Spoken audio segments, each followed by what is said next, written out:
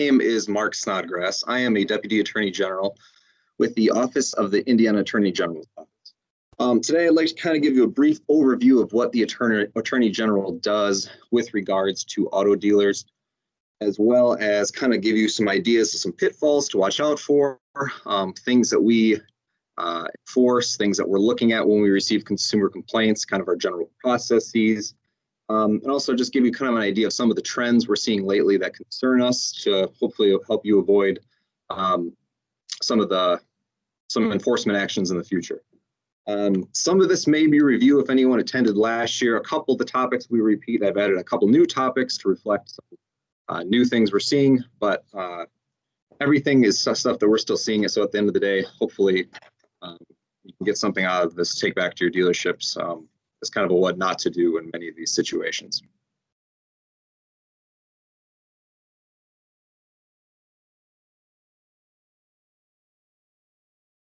So, Indiana Attorney General's Office. We're a little different than the other agencies you'll hear from today.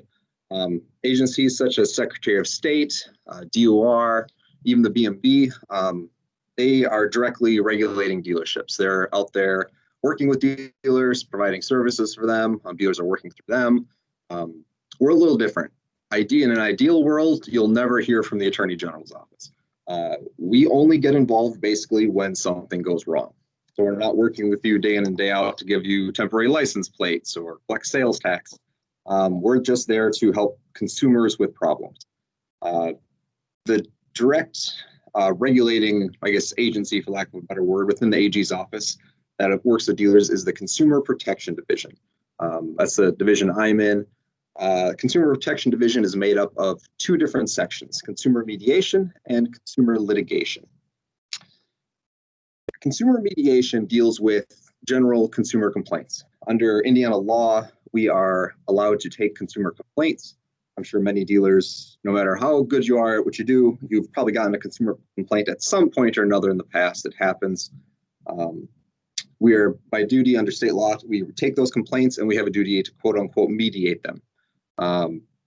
Mediation occurs with our auto analyst, who works exclusively with auto dealers on auto dealer issues. His name is Michael Buckman. So if you have a consumer complaint filed against you at any point, you'll probably hear from Michael Buckman. What we do is we send a letter to the dealership notifying them of the consumer complaint. We send a copy of the consumer's complaint to the dealership and request a response. Just kind of more information, get the dealer's take on what happened. And then Michael's job after receiving a response from the dealership is to kind of take a look at the complaint, the response, see if there's any middle ground, see if there's anything we can do to kind of help the situation, assist the consumer in some way, or if there's any relief we can provide, just kind of get the parties together to try and come to a resolution. Most complaints stay in mediation.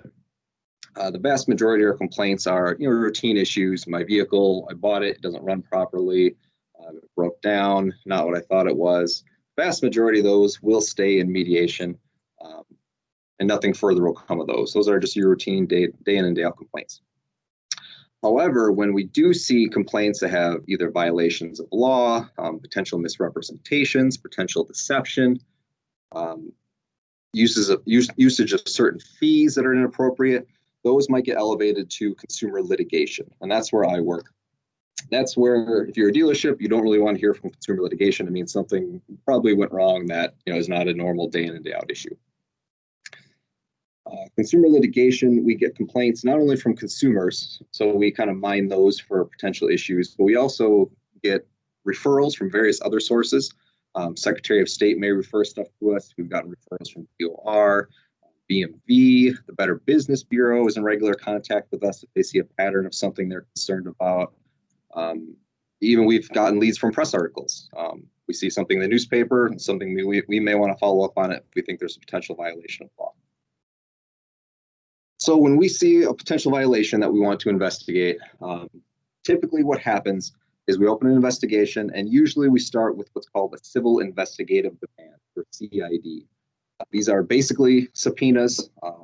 If we issue a civil investigative demand, the business is required to respond to it. If the business does not respond to it, we can go to court and get a court order mandating the business's response. And those responses are provided under oath. In addition to written interrogatories and requests for documents, we can also issue CIDs to conduct depositions at dealerships. We've often gone to dealerships and brought a court reporter with us, sat down, talked to various employees on the record for our investigation. After our investigation, obviously, if there's nothing there, we close the file. But if we do feel there is a violation of law that needs correcting, we have one of two paths. We can try to settle the matter right away with the dealership through what's called an assurance of voluntary compliance, an AVC, or AVC for short. AVC is a document that allows us to legally settle things. Sometimes it includes consumer restitution, maybe some civil penalties, typically an agreement by the dealer to modify certain conduct, and that AVC is then filed with the court. Alternatively, if we think the conduct is serious enough, we can immediately proceed to filing litigation in the county where the dealership is located. Now, both AVCs and complaints are public record. So often if there is an enforcement action against a dealership, it becomes public knowledge. And there is often press related to it. So it's not a pleasant experience for anyone involved typically.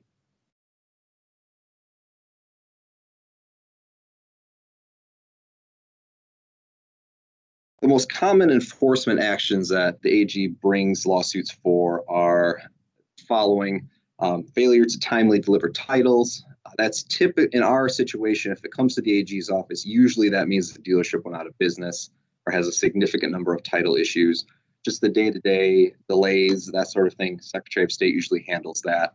But if a dealership goes out of business and 30 people need titles, that's usually where we come in with the lawsuit. Similarly, failure to pay off trade-ins. Typically, when we get involved in that, is because the dealership went under, and our job is to kind of come in and clean up the mess, if you will. Go after the dealer bond to get some money for consumers in order to pay off their trade-ins. Get title court order titles for consumers, that sort of thing. A lot of lawsuits for excessive document fees over the years, and we'll get into that a little bit in more detail because that has changed significantly over the last couple of years, as I'm sure many of you are already aware. We'll do a quick refresher.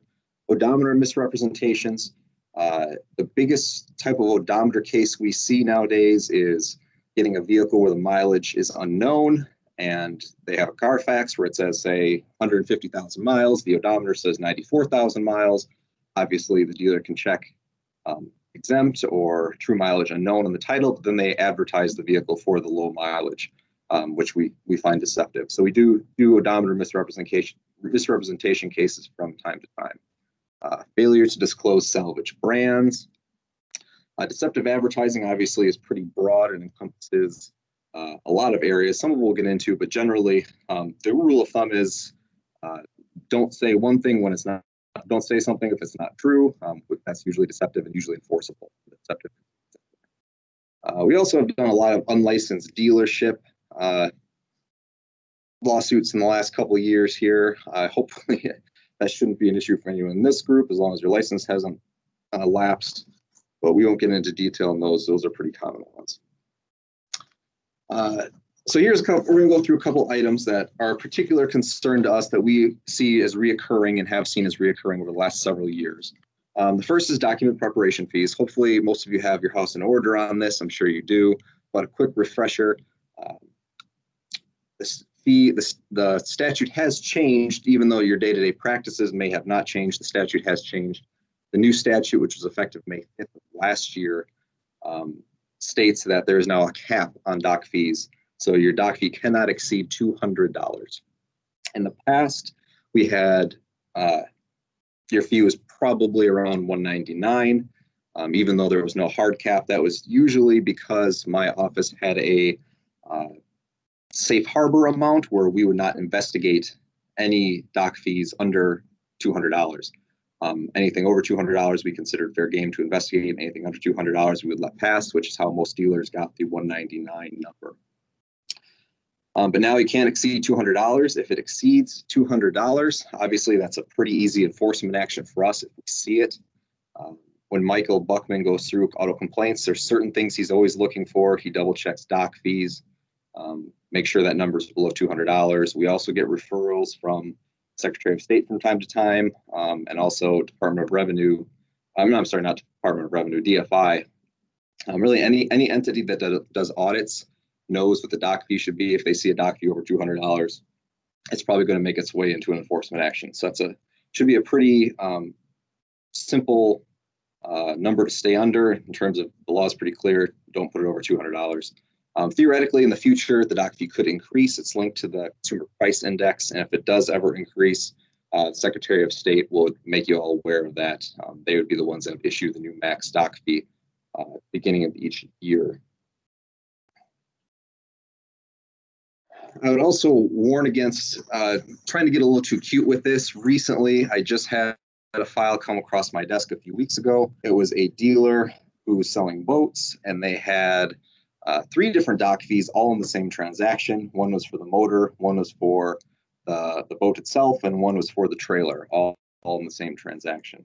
So obviously, at minimum, that's going to garner a closer look from us. Obviously, so we'll investigate that. The easiest way to avoid investigation or any attention at all, just keep your dock fee below $200. And it's a pretty simple way to keep us out of your hair.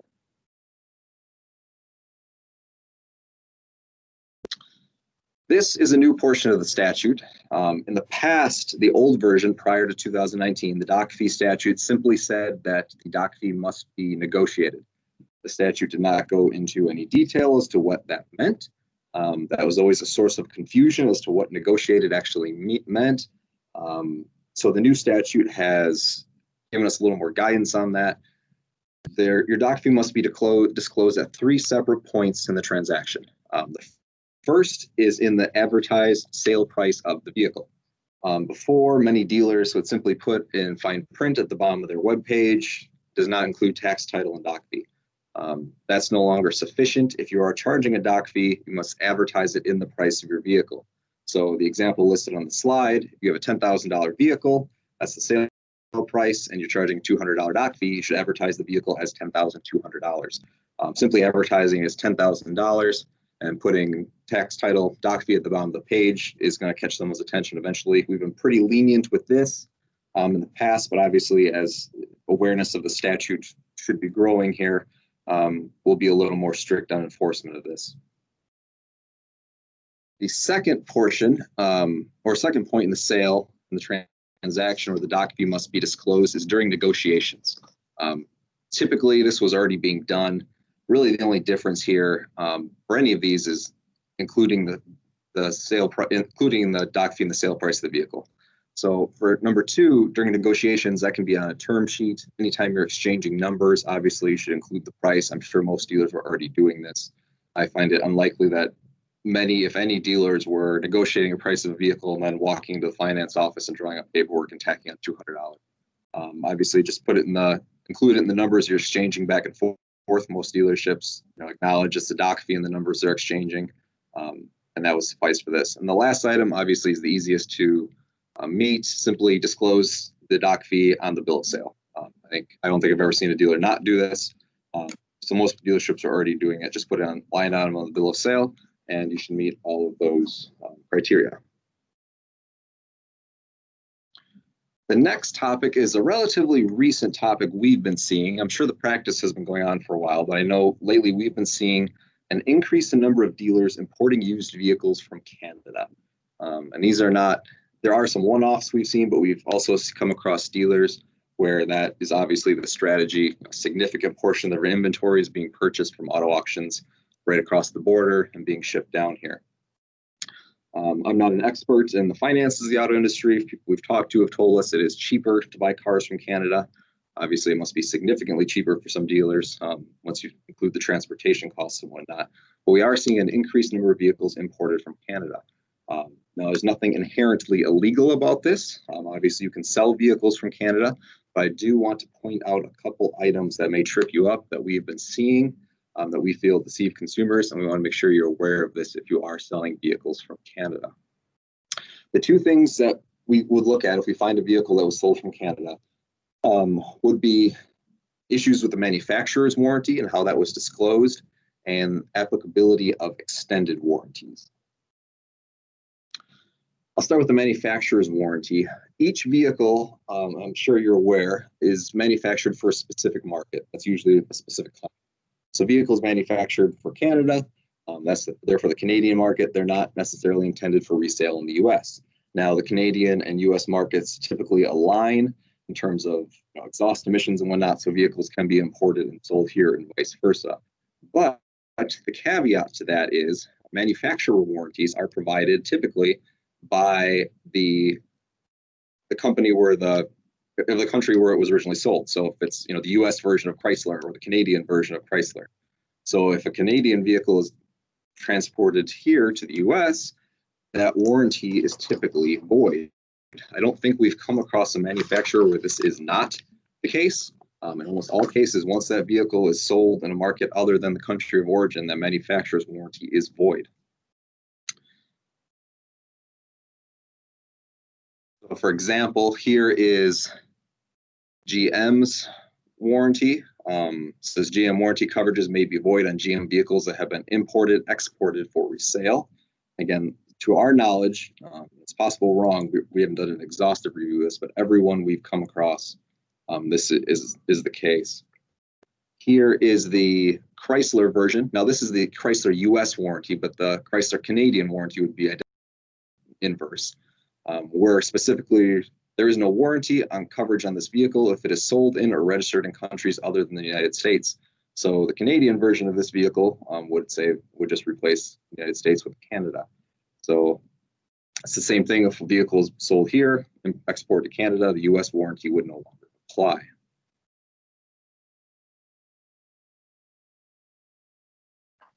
So it is our position that if a vehicle is a non-US market vehicle and the vehicle has a manufacturer warranty that is no longer in effect or has been voided because the vehicle was imported from Canada, this fact must be disclosed to a consumer. We've had several issues with consumers thinking they had a manufacturer's warranty, and this could be anything from the 3-year 36,000 mile to the longer powertrain warranty. Many used cars have a manufacturer warranty nowadays. These warranties are quite long, and we've had several consumers purchasing the vehicle having either been told it had a manufacturer's warranty or just assuming because no one told them otherwise, and it was within the year and mileage range of the warranty. And they later found out when they had issues, they went to get warranty work done and said, nah, this is a Canadian vehicle. This warranty was void. Someone should have told you. Then that happens. They come to our office very mad. We see that, and we typically consider that deceptive. If you're going to disclose that the vehicle is from Canada, we would recommend you do it in writing. There's nothing, again, in the law that says this, but it's in your own self-interest. If you're going to disclose something that is in writing, you always have a record of it. If we come knocking at your door later on after a consumer is upset, you can just turn to us and say, hey, here's where we disclosed it to them. They signed it. We did everything like we should. That helps you out. We've had a couple of instances where the consumer says, they never told me about this. Or alternatively, they said, hey, the salesman told me this vehicle had a warranty. And we asked the dealership, hey, did you tell them in writing that they didn't? And the dealer said, well, not really. Well, now we have a he said, she said problem, and it looks bad for the dealer. So to protect yourself, I would recommend getting these disclosures in writing or providing these disclosures in writing. If there is a lack of disclosure, like I said, we would consider a deceptive omission and an unfair practice, and likely investigation and potentially have an enforcement action in the works. Oh, my slideshow, for some reason, went to the beginning. Apologies. Okay. If you're wondering how to easily check if your vehicle is from Canada, obviously some dealers may just come across these vehicles with no intent to actually import them, but just happen to come across them after they've changed hands a couple times. Carfax reports, obviously you can easily tell. First registered source here is Ontario Ministry of Transportation. Obviously that would be a Canadian vehicle. And I don't know how long this has been a feature on Carfax, but it definitely is now. You can see the original window sticker. I know that didn't used to be there, but it's all the recent Carfax reports I've seen have the window sticker. You can simply click on that, and that will give you the full details of it. This vehicle is manufactured to meet specific Canadian requirements. This is a vehicle that actually came across our attention from a consumer complaint. The guy said he was told this had a manufacturer's warranty. Clearly, it did not because it was imported from Canada. And here we have Chrysler Canada. They're the ones supplying the warranty. So once the vehicle leaves Canada, Chrysler Canada obviously is not enforcing that warranty anymore. The consumer did not have a warranty as he thought he did. The second kind of landmine in this issue with Canadian vehicles that we've seen is extended service contracts.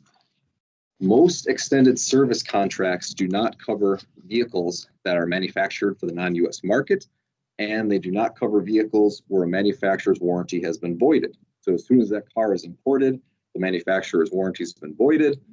Service contracts often no longer covered. Obviously, all of you that sell extended service contracts have seen that giant 1 or 2 pages of exclusions. These are almost always in there. I've seen 1 or 2 that have not. Usually, these are in there. And as an example, here is one that we came across. Again, this extended warranty was sold to a consumer where the vehicle was from Canada, and they sold them this warranty for a couple $1,000s. What this service contract does not cover if your vehicle is manufactured as a non-US specification model.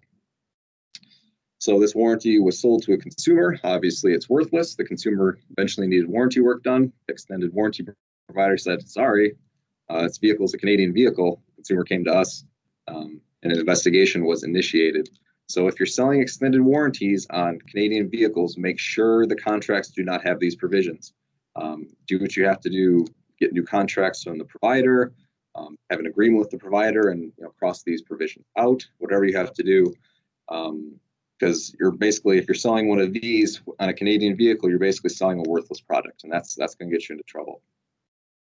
It'll also likely open an investigation into the warranty company for taking a payment on a vehicle that was not, that they obviously were not going to provide warranty coverage on.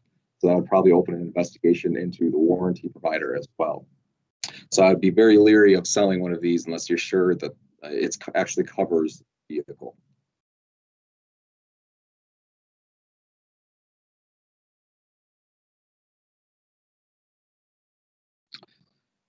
Moving on to another topic is prize mailings. A couple of years ago, we were just saturated with complaints regarding prize mailings. I'm sure many of you have seen them, at minimum heard pitches from them from these prize companies, received them yourselves. They're usually large, glossy, giant advertisements to receive in the mail. They have a game piece on them of some kind, scratch off, pull tabs, and they represent that if you match some numbers, match some symbols, you win a prize. Typically, once you go to obtain your prize, the dealership or the company running the prize mailing promotion will give you a gift card, a $5 Walmart gift card, a $2 lottery ticket, something like that. The consumers typically get angry. They come to our office saying, hey, I was deceived, and we open an investigation. I say we were really overloaded with these a couple of years ago because we've taken a significant number of actions on these since. We've sued a bunch of prize mailing companies. We've entered ABCs with numerous dealers over this issue. And it's difficult to tell this year, I guess, whether the lack of sales events is due to COVID or our previous efforts. Hopefully it's because of our previous efforts in education in this area. I guess next year will probably be more telling on that front. But we're trying to get the word out to dealerships that these are problematic.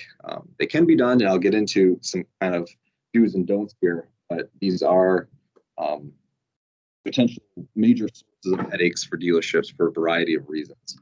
I'm sure many of you are familiar, you've heard the pitches. These usually are done by third-party companies, often from out of state, where they say, hey, we'll get you, X number of people to a sales event. Company sends the mailings, prints them up, provides the addresses, often comes in and works sales events. There's a lot of issues here. One of the biggest ones we've seen, not only with the prize mailings, but also with the sales events themselves that these promoters are working at, they're gone in 3 days. We found that many of these salespeople from these outside promoters will say anything to get someone in a car. They're not living in your community. They're not dealing with the fallout from making misrepresentations. They're in and out in 3 days. But anything they say, the dealerships obviously will be on the hook for. But it's not their business, that they have to worry about long term. Like I said, they're gone. They're in and out. It's the dealership's business long term that they have to worry about.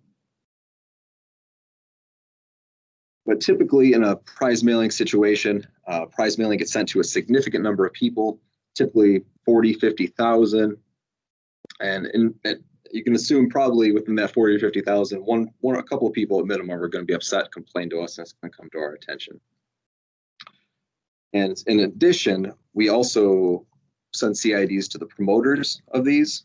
So even if we didn't come across your specific mailing through a complaint, if we're investigating another dealership, they identify a promoter, we CID that promoter, and you worked with them, we'll probably end up getting the document anyways, and then calling at your door with the CID, wondering what happened and having some questions. Yeah. Some of the red flags we see when reviewing these mailings, things that really jump out at us right away, whether there's a meaningless game piece representing a recipient won a prize. Obviously, if the prize is not as represented, that's going to be a problem. If a mailing has a game piece that says, hey, match this and you win, and all 40,000 game pieces are identical, that's a misrepresentation. That game piece doesn't actually determine if you win. Whether you win is usually determined by a separate number somewhere else in the mailing. Failing to state the odds in the same size and font next to each prize listing. Indiana has what's called the Promotional Gifts and Contests Act. It has some very specific requirements. They may seem a little strange, but they are the law. One of those is stating the odds in the same size font next to each prize listing. Similarly, a failure to state the retail value of each prize in the same size and font next to each prize listing, as well as the failure to state the recipient may be invited to hear a sales presentation. Obviously, the goal of these is to get the consumer into a dealership so they can get a sales pitch that under Indiana law must be referenced on the mailing. Here is an example mailing that we received and litigated probably about a year or two ago now. It says match and win big. Here's, you scratch off your number. In this case, it's 262155. And on this side, were pull tabs, each under a specific prize. So in this case, we have $1,000 cash. And it represents lucky winners, represented if you matched two things, you were the winner of that prize. And here, what happens when we pull the pull tabs, we see the number matched under the $5,000 prize. We had a lot of consumers think, hey, my number's matched under this specific prize. I won that prize. It turned out all 45,000 of these mailings were identical. Consumers went in and they received a $5 Walmart gift card. You'll note that this says up to $2,500 Walmart gift card, and each person received a $5 Walmart gift card. So we felt that was deceptive as well. But as you can see on here, we have multiple listings of prizes, no odds or retail value next to the prize. So if you're going to put $1,000 cash, you would have to have the odds right next to it or under it, along with, well, retail value is pretty self-explanatory there. But you're going to have the odds in the same size yellow font as the $1,000 cash. So that's a violation all along the side here. Numerous disclosure violations representing someone won a specific prize when they did not. This was pretty much set up on a tee for us to go after the dealer and the promoter. Here's another type of prize mailing. These were scratch off numbers. So you scratched off your 5 numbers to see what you won, 40172. And over here we have the matching number, and it says you won $1,000 cash. The person went there. I think in this one they won a $2 lottery ticket. Obviously, they were not happy, and the dealership had some problems. Finally, here is one other example. You could win $25,000. Scratch off to see if you're match this number, 234324, which corresponds to $2,000 cash. When the consumer went in, however, they received a $2 lottery ticket. Again, this one also says up to $500 in lottery tickets, which is a bit deceptive. And all of these, similarly, the odds, the retail value, all missing, all violations, no disclosures that the person's going to receive a sales presentation. And one other thing I forgot to note, the name of the promoter must always be on this, along with the promoter's address. None of these have them. These promoters do not like putting their name and address on this stuff. They kind of like to stay in the shadows and not be named. So all of those would have been violations. Let's see here. And not to be too negative, unfortunately, like I said, if we're involved, it probably is negative. But I want to give you one of these that we came across our desk that I believe I actually received this one in the mail after we had been working on this issue for a while, and I received it, and I was pleasantly surprised that it's pretty good. It can be done well. I don't know how effective they are if they're done correctly. I don't know. I would assume the foot traffic, from what I've seen, the foot traffic is much higher if you represent someone won a significant prize when they didn't. But like I said, that'll get you in trouble. But here we have the different prizes, and we have the odds in the same size font as the prizes. There's no retail value, but I'm not going to get too concerned with that. I'm not. If it's a cash prize, I think everyone can safely assume the retail value. But if it was something besides cash, they should have the retail value here. There was no game piece. It just says bring in your key and mailer and match your lucky number to see if you won. So that's fine. It's not informing the consumer they won a specific prize and they did not. The consumer can take a look at this, look at the $2,000 cash prize and say, yeah, it's $1 in $500,000. It's not worth my time, as opposed to looking at it and thinking, oh boy, I won, and wasting their time going to the dealership. One thing that, on that note, that has concerned us that we've seen, if I get one of these in the mail, I'd probably throw it away. I'm busy, I work full time, but the people that do have time on their hands to go do something like this are often seniors. We've seen several instances where the seniors think they've won. They go to the dealership. They deal with the promoter from out of state. That the young guy that the promoter is hired on straight commission to sell vehicles at this dealership sales event. They take the senior's keys and say, hey, we're going to value your trade-in, and they keep the senior there for 6 hours until they finally browbeat the senior into buying a car, and then the dealership learns of it 2 weeks later when the senior's kid files a complaint with us and we send it to the dealership. So that's one of our concerns with these type of things, is that it's often seniors that are hoodwinked by this stuff.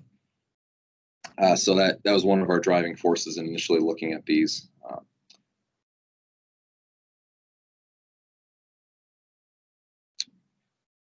And here's how we our current structure and how we enforce these. If we see a prize mailing, we typically issue a civil investigative demand to the dealer and the promoter. The dealer usually identifies the promoter for us because the promoter doesn't, like I said, advertise itself on its mailings. In the past, we've been doing settlements with dealers for 50 cents per mailing. Obviously, that number can get up there pretty quick. Well, it's only 50 cents, but when you're doing a couple 100,000 of these, obviously that number gets high pretty fast.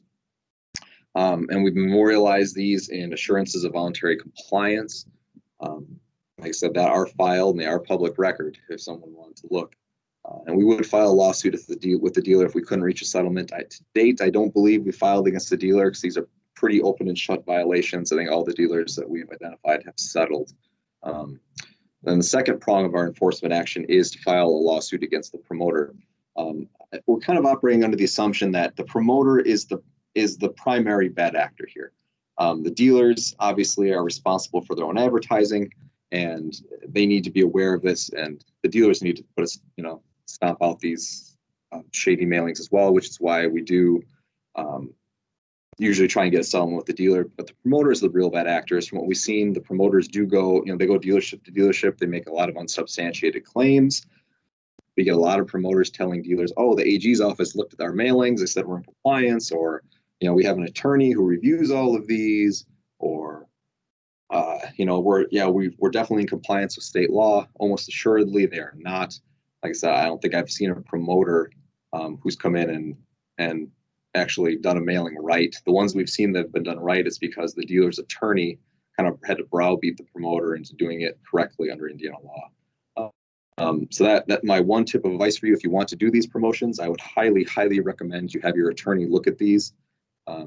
Many of the attorneys in the industry are aware of what we do in this, what we're looking at, and I would highly recommend you have your attorney review these. And then if your attorney says to change something, don't let the promoter talk you out of it. So I've seen email chains where the attorney says, hey, do X, Y, and Z to be in compliance with Indiana law.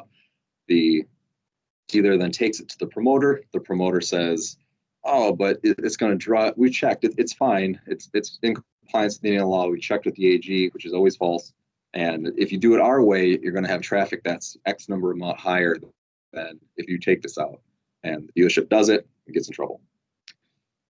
I will also tell you that in my it's my getting expansive experience with this. Inevitably, the promoters will turn on the dealers. As soon as we issue a civil investigative demand to the promoter, as soon as we file a lawsuit against the promoter, their defense is always, oh, the dealer told us to do it this way. The dealership in our contract says the dealership was responsible for going Indiana law. We're not from Indiana. It's not our problem. So inevitably, the promoter is not looking out for your interests. They will turn on you as soon as we come calling. So just something to be aware of when you're dealing with these companies. Again, I can't stress enough to have your attorneys review these contracts, review these mailings before they go out.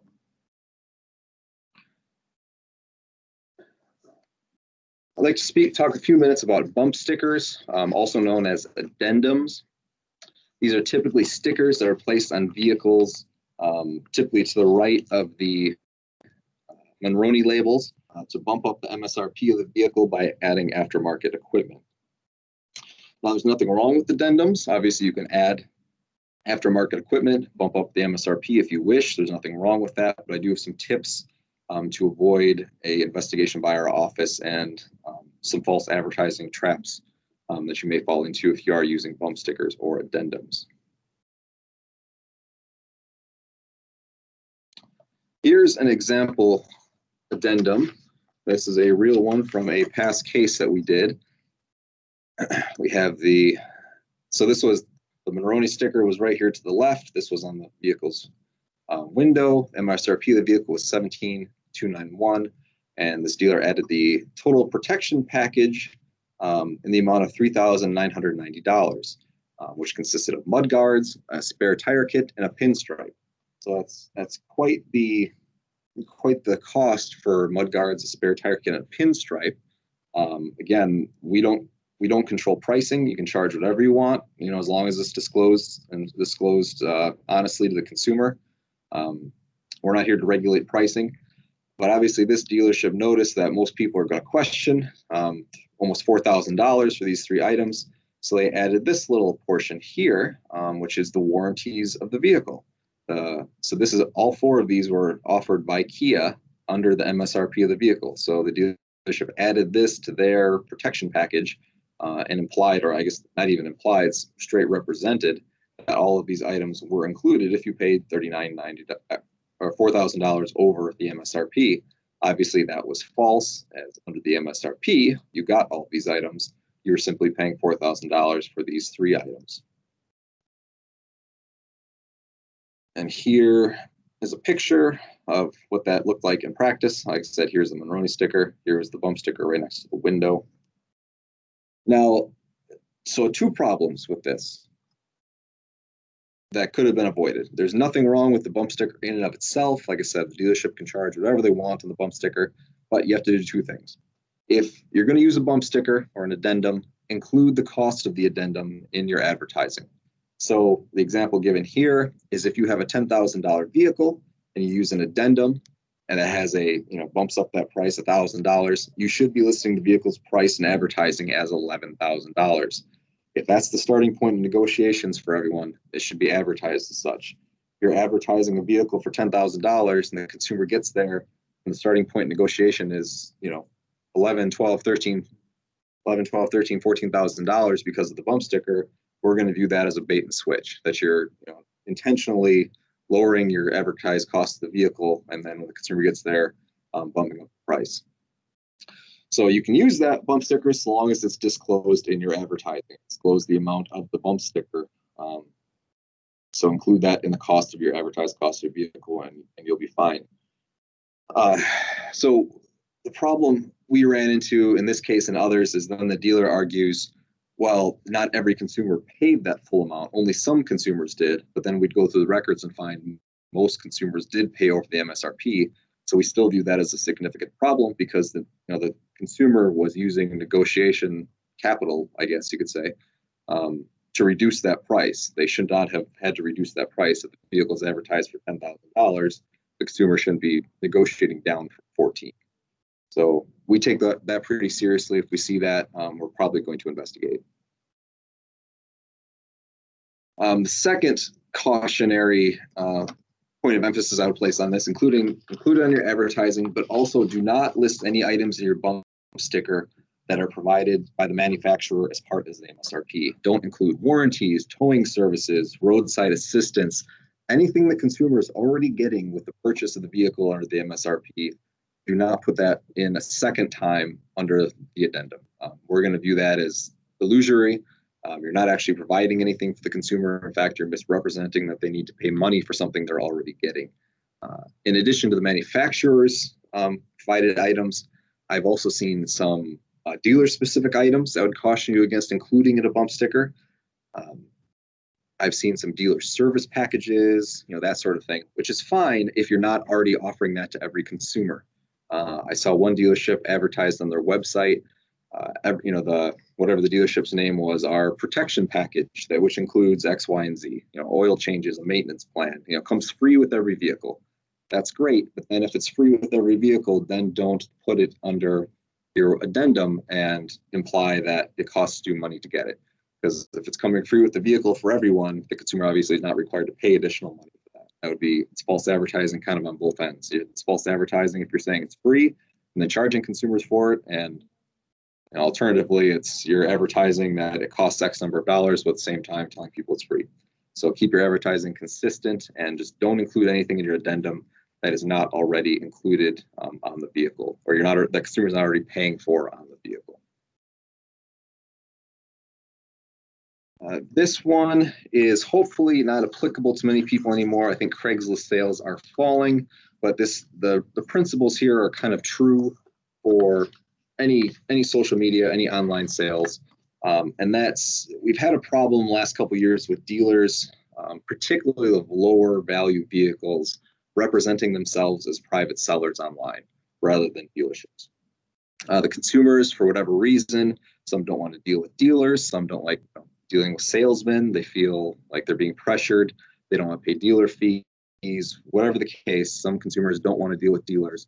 And they go online looking for vehicles from private sellers. So some dealers we've seen act and impersonate private sellers to kind of get at those consumers and kind of get the hook into them. And then the consumer eventually figures out they're a dealer. By that time, the consumer is pretty set on getting that car. But we think that the consumer should have that choice. If they don't want to deal with dealers, dealers should not be impersonating private sellers. So the ones we've seen a lot are Craigslist sales. Craigslist divides their sales up into by owner only, private party, no dealers, and by dealer only, no private party. And consumers can also search by both of these combined. We've seen a lot of dealers posting in by owner only, despite the fact that they're dealers and they're specifically banned from this.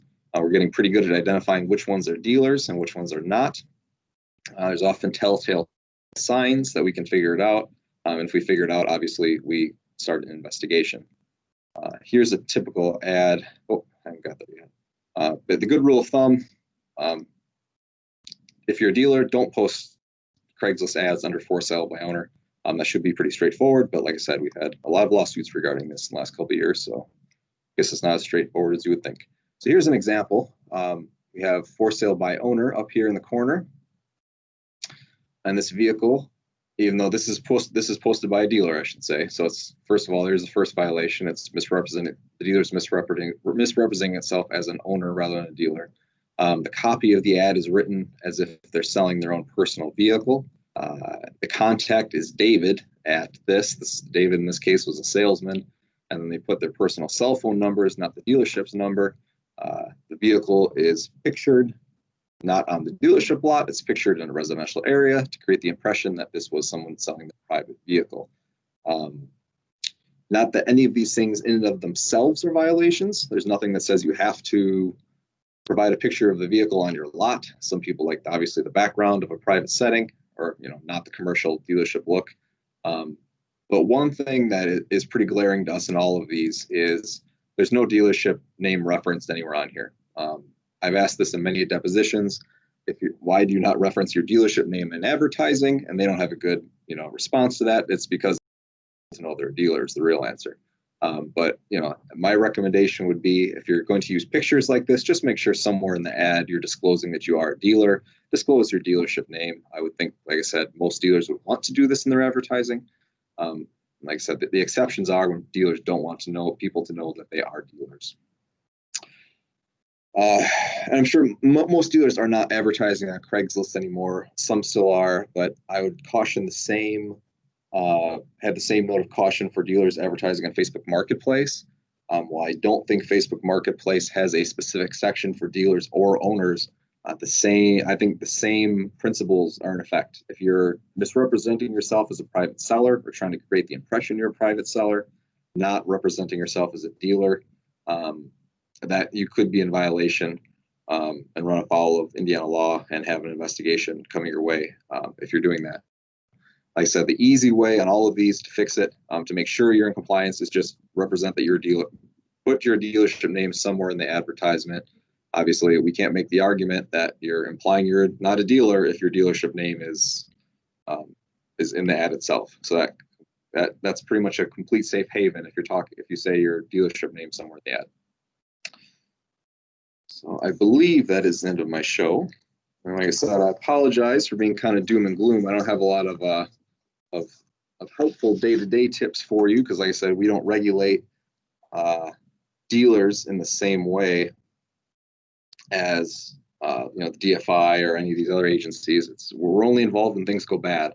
So ideally, hopefully, most of you will not have any interactions with our office. That's kind of the goal. So I hope this was somewhat helpful and gave you a few pointers to try and not run afoul of us, so you don't really have to deal with our office. That's our goal, and I hope that's everyone else's goal as well. So with that, I'll turn it back over to Rhonda.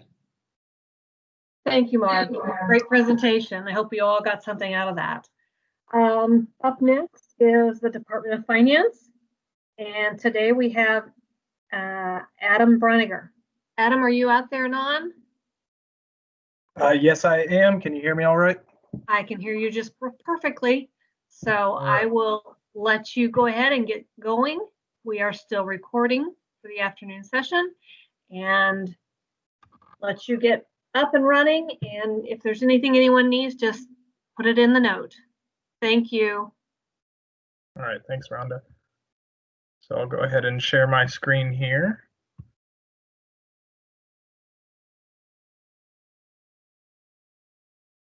All right, can everybody see my presentation?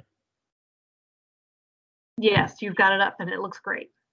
All right, thank you. So my name is Adam Breniger. I am an examiner with the Consumer Credit Division for the Indiana Department of Financial Institutions, also known as the DFI. The presentation today will cover registration, examinations, common violations, law changes, and some useful resources for auto dealers. I'd like you to hold any questions to the end of the presentation or just drop them in the chat. So first of all, what is the DFI? Who do we regulate? So the Consumer Credit Division of the DFI regulates extensions of credit to Indiana consumers. So what does this mean for auto dealers? Extension of credit within the world of auto dealers can involve retail installment contracts, consumer leases, and buy here, pay here. So we focus on maximum rates, fees and charges, statutory limitations, prohibited practices, and disclosures. Later in the presentation, we will go over some common violations in the auto industry and how to avoid them. So here's a list of all of the entities the Consumer Credit Division either licenses or supervises. The entities in bold apply to auto dealers. So with the consumer credit sales and leases are defined in the Uniform Consumer Credit Code, and these definitions are listed on the slides here. So registration with the department is triggered by being regularly engaged in these transactions.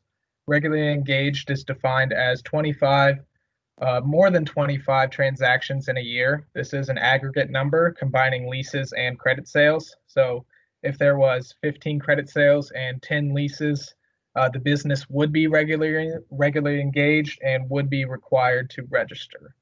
So the first step in the registration process is obtaining and submitting a notice of intent form. This is commonly referred to as a Form 1 or a State Form 83.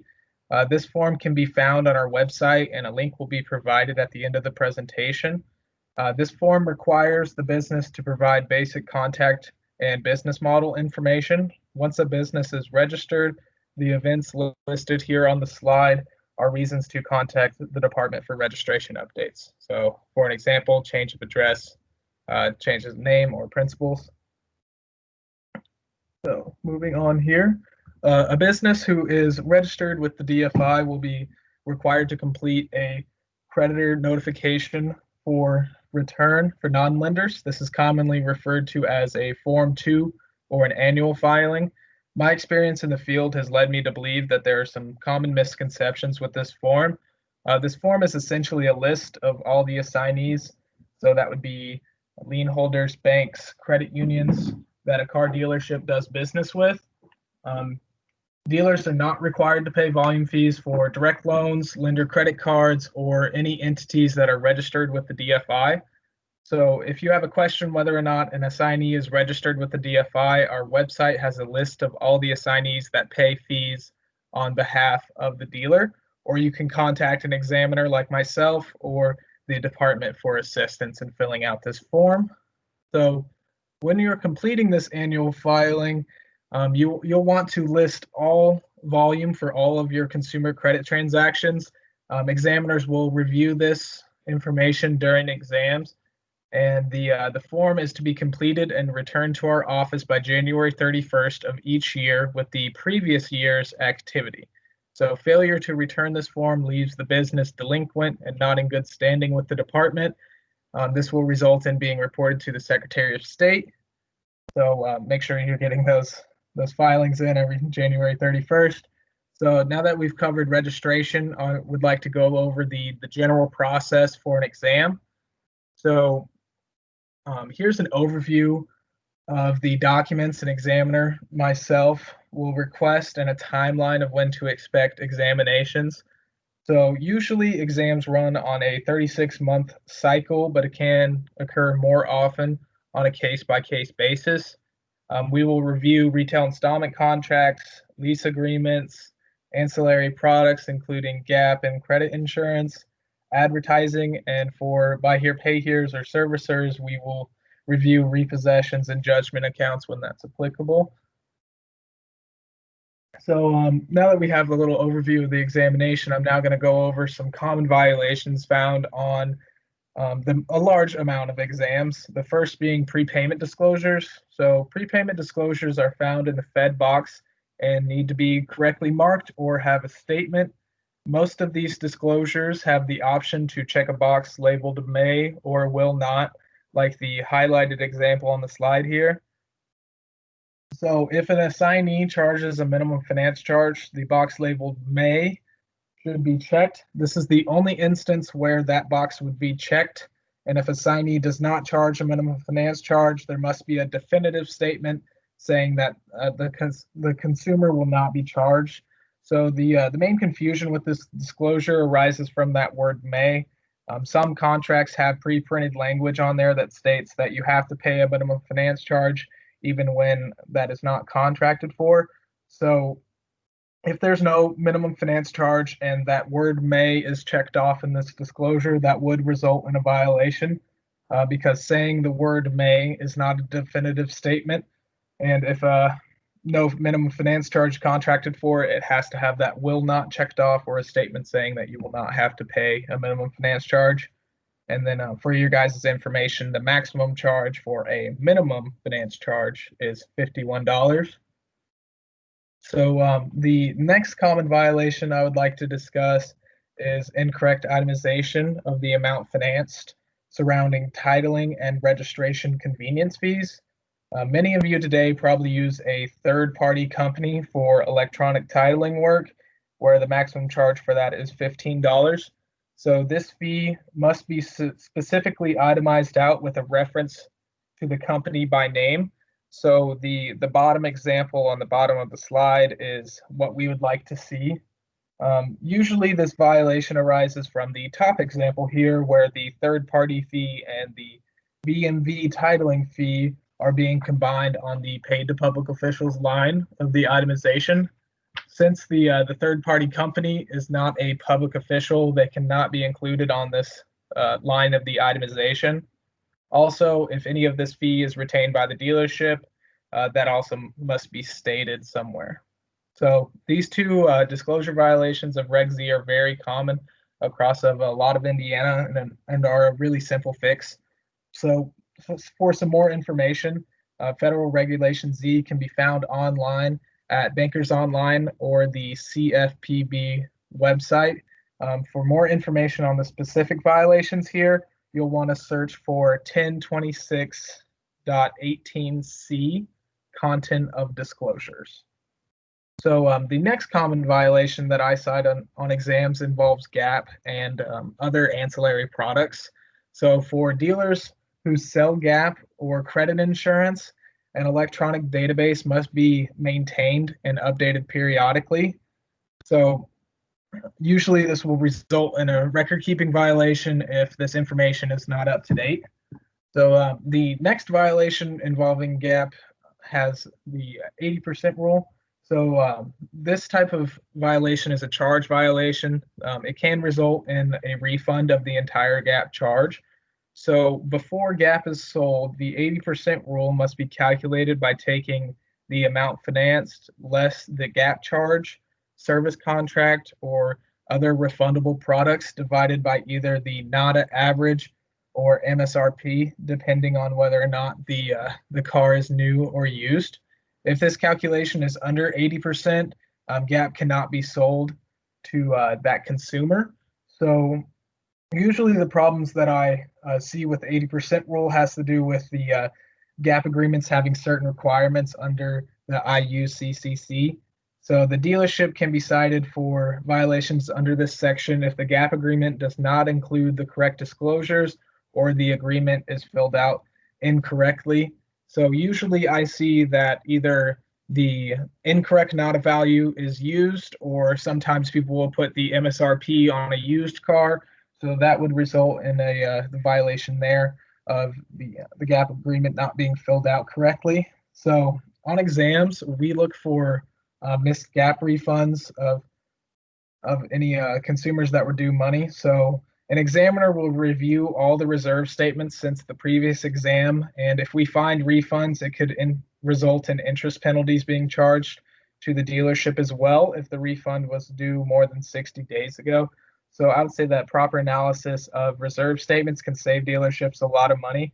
And the originating dealership is 100% liable for ensuring GAAP refunds are made to consumers upon prepayment. It is not the lien holder or purchaser's responsibility, and the dealer is responsible for obtaining any prepayment information from the lien holder or purchaser. So the next common violation found on exams usually can arise from delinquency charge disclosures. So many contracts have pre-printed language on them regarding an index in the late fee language. So as of July of 2019, the max delinquency charge is no longer tied to an index. The maximum charge for weekly and bi-weekly contracts is $5, and the maximum late charge for semi-monthly and monthly contracts is $25. So I usually see older contracts that have a reference to late fee language with an index. So those are now just capped at 5 and 25. So some more common violations that I see during exams around additional charges. So in the IUCCC, section 2-202 goes over all of the permitted additional charges that are incidental to the extension of credit. These charges may be excluded from the finance charge, and some examples are listed on the slide here of official taxes and fees, NSF fees, GAAP fees, things of that nature. So to see all of the approved additional charges, please look in section 2-202 of the IUCCC. So when contracting for these fees, the dealer must consider IUCCC and Federal Regulation Z requirements. So any charges that are imposed uniformly on cash and credit transactions are not finance charges. And the best example I can think of that would apply to you guys is a required doc fee. So please inform your staff on the requirements of permitted additional charges to avoid any future violations. So the last violation I would like to talk about involves Federal Regulation M, consumer leasing. The most common violation I see here happens whenever an advertisement mentions the amount of payments, capitalized cost reduction, or any payment prior to or at consummation or by delivery. So these terms here that I just listed are called triggering terms, which trigger the disclosure of additional terms under Section 2 of the regulation. So anytime that you have a payment or advertise a payment or this capitalized cost reduction, you do have to have a little section saying that the transaction is a lease and all of the additional terms there. So now I'd like to cover an important law change and then give you guys some resources for additional information. So effective July 1st of 2020, there was a law change that prohibits pre-computed consumer credit sales. So this does not impact any agreements entered to prior to July 1st. Just anything after July 1st is now prohibited under this law change. So in the same law change, we had another law change where there is a hard cap on prepaid finance charges based on a tiered scale. So the tiered scale is listed here it's based on the amount financed here, and you can now charge these amounts to any consumer as long as you are under the tier. So usually I haven't seen very many problems of this lately, but it is something that we have on our radar here in the department. So the non-refundable prepaid finance charge is not subject to a refund or rebate, hence the name there. However, any charge that exceeds the amount permitted by the tiers will result in a violation, and that is also subject to a refund. So I'll go over just a couple situations here about non-refundable prepaid finance charges. So with assignors, they need to pay close attention to new contracts being provided, and you need to ensure that the payment schedule and other disclosures reflect the effects of the accrual method.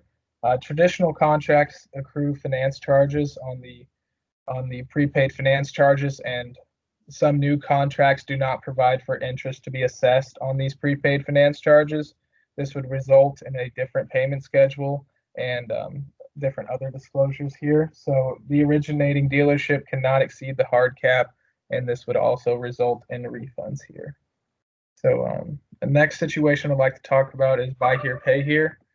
So buy here, payers cannot exceed the hard caps and would also result in violations.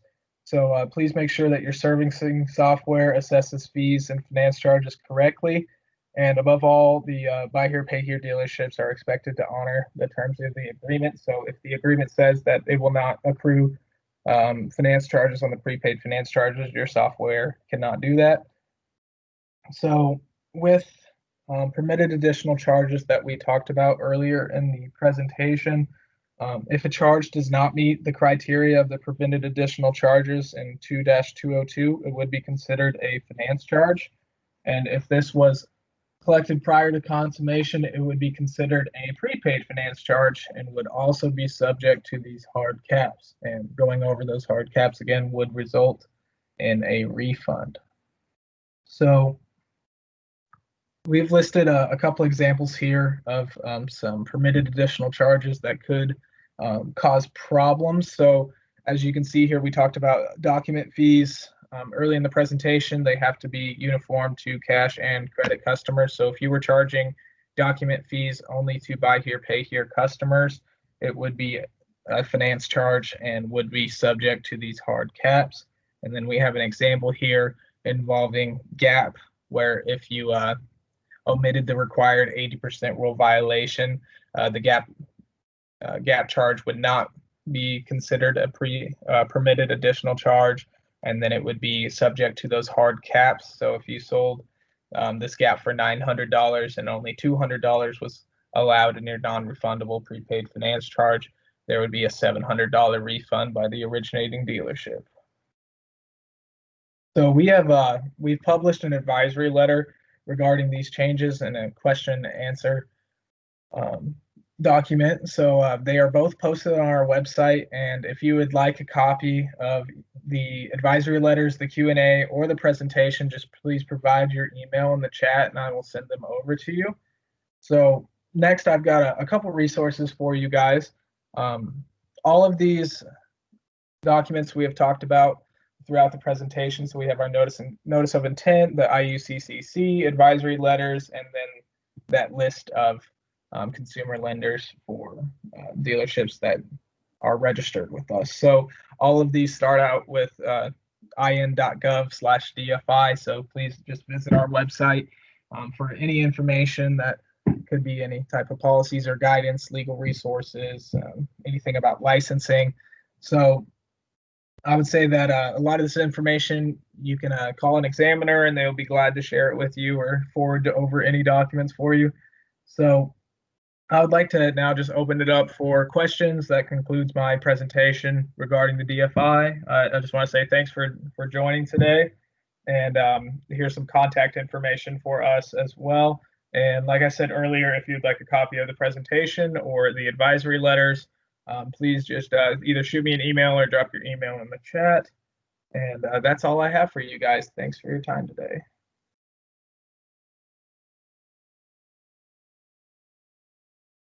Thank you, Adam. This is Rhonda Miller again. We're going to take a quick little break, and I'm going to change the breakout times because we've finished up a lot earlier than we normally would. So what I'm going to do is we're going to switch now so that everybody can get into their breakout rooms and have a chance for everybody to get through all of those. I'm going to change the breakout time to 2:30 to 3:30. So it'll give you a little time between now and 2:30 to get to a break room. And we'll stop the break rooms at 3:30 instead of 4. So it'll get us off a little earlier. Before we do that, since I won't be seeing or talking to everyone at once again, I'd like to thank you all for attending and hope you were able to have many takeaways. I also want to thank the presenters for their time and hard work.